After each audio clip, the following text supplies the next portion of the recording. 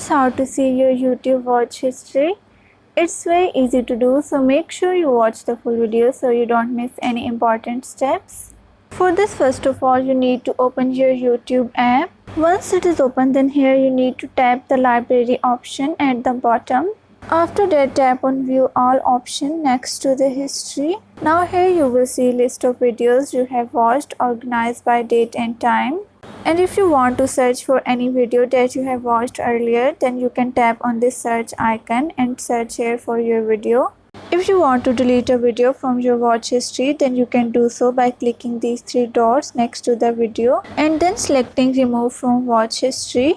You can also pause your watch history by clicking on these three dots at the top right corner of the history page. After that, tap on pause watch history. Then after that, tap on pause. If you want to clear all of your watch history, then click on these three dots at the top right corner of the history page. Then after that, tap on clear all watch history and then your history will be deleted.